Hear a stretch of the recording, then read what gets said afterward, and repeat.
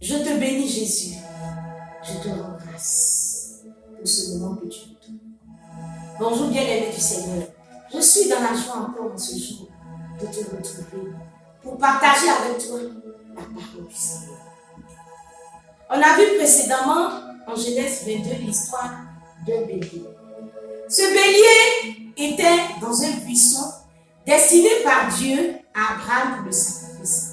Et Abraham, qui n'en savait rien, escalade la montagne avec Isaac en direction de l'autel du sacrifice. Et nous avons tiré une leçon en ce qui concerne le mariage. Ce bélier, c'est un homme. Ce bélier, c'est une femme. Dieu t'a dit qu'un tel est ton mari, qu'une telle est ta femme. Il se trouve que la personne concernée ignore complètement cette volonté de Dieu. Cette personne n'éprouve aucun sentiment pour toi et a le cœur qui bat pour une autre personne. À un moment donné, dans sa détresse sentimentale, cette personne décide d'aborder la personne concernée. Et nous avions compris qu'il n'était pas bon, il n'était pas sage d'aider Dieu à accomplir ce que sa bouche avait prononcé. Mais mon frère, ma soeur, je veux te dire encore que si Dieu t'a parlé, tu ne dois pas indisposer l'autre qui ignore cette volonté de Dieu. Je veux te parler d'un jeune frère. Selon lui, Dieu lui a parlé. Il a reçu la révélation qu'une sœur était cette femme-là que Dieu lui avait destinée. Le problème, c'est que depuis qu'il a reçu cette révélation, il va dans les boutiques et il achète des sous-vêtements pour apporter à cette jeune fille. Vous voyez que ce n'est pas intéressant. Vous voyez que c'est indécent. Il achète les dessous pour la jeune fille et lui dit oh, tu seras bientôt ma femme. Dieu m'a dit que tu es ma femme, donc il faut que je commence à t'acheter des sous-vêtements. Il ne donne aucune liberté à la jeune fille. Il est présent partout où la jeune fille se trouve. Il la visite à n'importe quelle heure, tard dans la nuit. Il rend visite à cette jeune fille. Il se permet de l'appeler à des heures tardives. Et il se mêle de tout ce qui concerne la vie privée de cette personne. Tout ce qui concerne l'intimité de cette personne, il s'en mêle. Et ce n'est pas sage du tout de sa part. Mon frère, ma soeur, si Dieu t'a parlé, si Dieu t'a vraiment parlé, tu dois savoir que tu n'as pas, toi seul, le monopole d'entendre la voix de Dieu. Si Dieu t'a parlé, si tu as entendu la voix de Dieu, alors Dieu est capable d'aller aussi parler à cette personne. Pour une question importante comme le mariage, il faut beaucoup de sérieux. Le mariage, ce n'est pas aller dans un magasin pour acheter une chaussure. Ce n'est pas aller dans un magasin pour acheter un téléphone portable. Ce n'est pas aller dans un magasin pour acheter une robe. Mais c'est un engagement pour la vie. Un engagement sacré devant Dieu. Et ce sont des choses qui ne se font pas à la légère.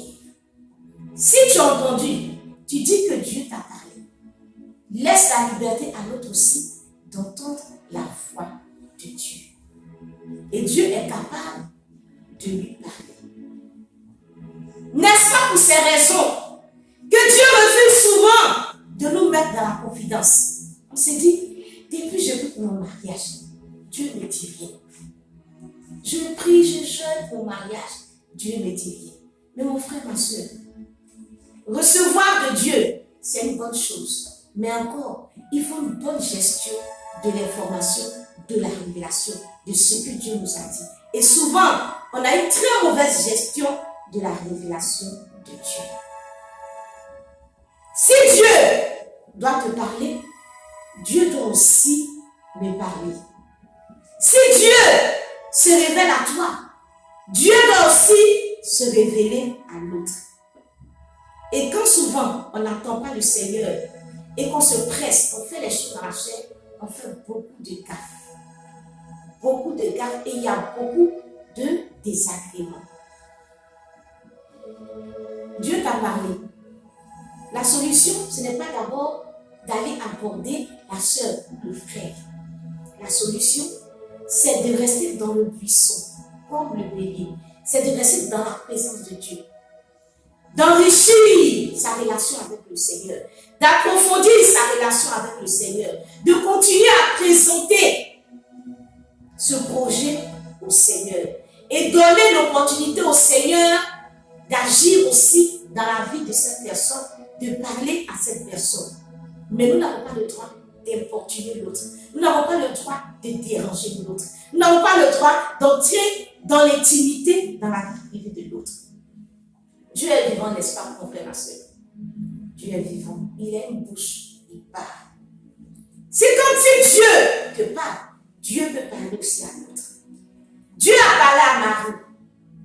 Dieu a dit à Marie, par l'ange du Seigneur, tu seras enceinte. Le Saint-Esprit va venir sur toi. La puissance du Très-Haut va te couvrir et puis tu vas enfanter. Quand le Seigneur a fini de parler, l'action du Saint-Esprit s'est fait suivre. Mais il y avait un problème. Joseph était ignorant de cette volonté de Dieu.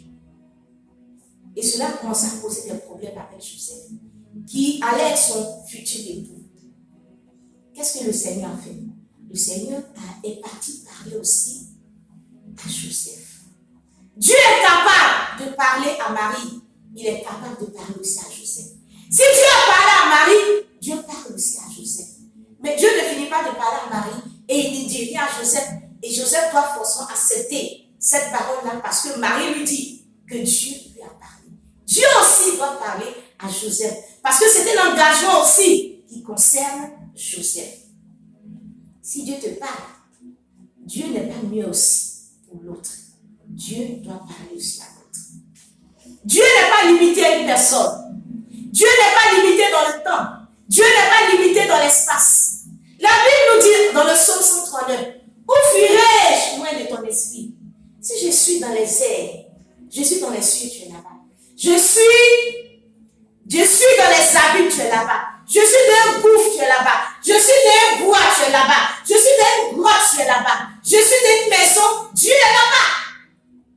Et Dieu parle. Dieu parle. Dieu parle à Marie, il parle à Joseph. Si tu es un homme et que tu dois faire la cour à une jeune fille, parce que Dieu t'a dit que c'est ta femme, tu ne dois pas faire forcing. Tu ne dois pas forcer les choses. Tu dois laisser le Seigneur agir dans la vie de cette personne. Parce que ton objectif, en allant vers cette personne, c'est de recevoir une réponse positive. Mais quand Dieu n'a pas encore disposé cette personne et que tu cours dans la chair pour aller parler à cette personne, tu vas te buter à un refus. Et tu risques d'endurcir cette personne-là vis-à-vis de toi. Donc, la solution se trouve entre les mains du Seigneur. Prie le Seigneur, reste dans le buisson pour que le Seigneur fasse son action dans la vie de cette personne. Et quand cette personne concernée sera disposée, alors tu pourras tranquillement aller vers. Laisse le Seigneur agir et tu pourras entreprendre alors ce que tu dois entreprendre. Tu pourras alors te rapprocher. Je veux que tu puisses ta réflexion dans la vie d'Isaac. En Genèse 24, la Bible parle du mariage d'Isaac et de Rebecca. La Bible nous parle du mariage d'Isaac et de Rebecca. Isaac était à la maison, tranquille, dans la présence de son Dieu. Et la Bible nous dit que Abraham a pris l'initiative. Abraham est le symbole de Dieu. Abraham prend l'initiative et il envoie son serviteur, qui est le servant du Saint-Esprit. Et le serviteur d'Abraham, qui est le Saint-Esprit, va trouver Rebecca. Et le serviteur d'Abraham arrange toute la situation avec Rebecca. Parle d'Isaac à Rebecca. Et Rebecca a le cœur touché. Et Rebecca décide d'aller avec le serviteur d'Abraham. Vous voyez que de façon majestueuse, le Saint-Esprit a géré la situation et a conduit la jeune fille à disposer le cœur de la jeune fille. Et lorsque de façon majestueuse et de façon élégante, la jeune fille arrive vers Isaac, la Bible nous dit ceci.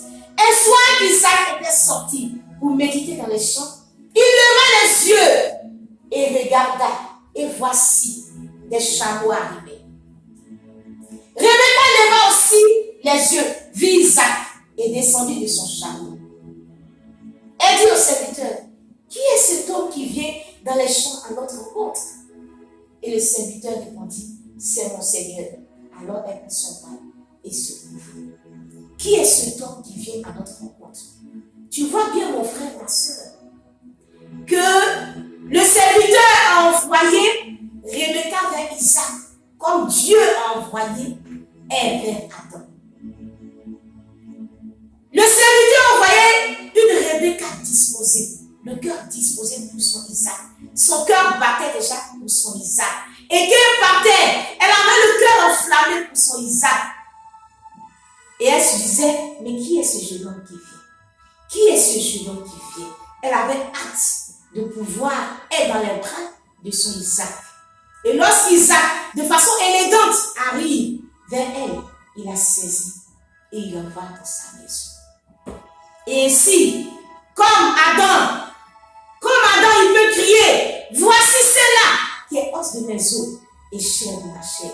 Au moment où le Seigneur a disposé le cœur de cette personne, alors tu peux commencer à crier, voici celle qui est os de mes os et chair de ma chair. Tu peux laisser maintenant ton cœur s'exprimer par le Saint-Esprit. Quand tu sens que le moment est venu, quand tu sens que le Seigneur a fait son action dans le cœur de cette personne, quand tu sens que les choses sont disposées, alors avec la sagesse de Dieu, dans les circonstances que le Seigneur lui-même va crier, dans les conditions que lui-même il va crier, comme il te conduira, alors tu peux laisser ton cœur s'exprimer et crier comme Adam. Voici, tu es os de mes os et chair de ma chair. Et tu peux dire, comme dans le livre des Cantiques, tu peux t'inspirer, tu peux dire que tu es belle, mon ami, que tu es belle. Tes yeux sont comme des colombes derrière ton voile. Tes cheveux sont comme un troupeau de chèvres suspendus au flanc de la montagne de Galade. Tes dents sont comme un troupeau de brebis tondues qui remontent de la pouvoir. Tout port des jumeaux, aucune d'elles n'est stérile. Tes lèvres sont comme un fil cramoisi et ta bouche est charmante. Ta joue est comme une moitié de grenade derrière ton voile. Tu peux laisser ton cœur s'exprimer. Tu peux dire ce que ton cœur pense. Tu peux te rapprocher de cette personne et lui dire ce que ton cœur ressent. Tu peux lui dire ce qui bouge au plus profond de toi. Mais avant ça, n'ose pas t'approcher quand Dieu n'a pas encore manifesté sa gloire, quand Dieu n'a pas encore disposé. Il ne suffit pas de recevoir la révélation du Seigneur, mais il faut avoir une bonne gestion de cette révélation. Et il faut laisser le Seigneur lui-même accomplir ce qu'il a dit. Laisse le Seigneur prendre les initiatives et laisse le Saint-Esprit te conduire. Laisse le Saint-Esprit te conduire. Mon frère, ma soeur, je vais encore poursuivre cette réflexion dans la vidéo prochaine. Que la grâce de notre Seigneur Jésus, que l'amour de Dieu le Père et la communion du Saint-Esprit soient avec chacun de nous. À lui la gloire et l'honneur dans le nom de Jésus.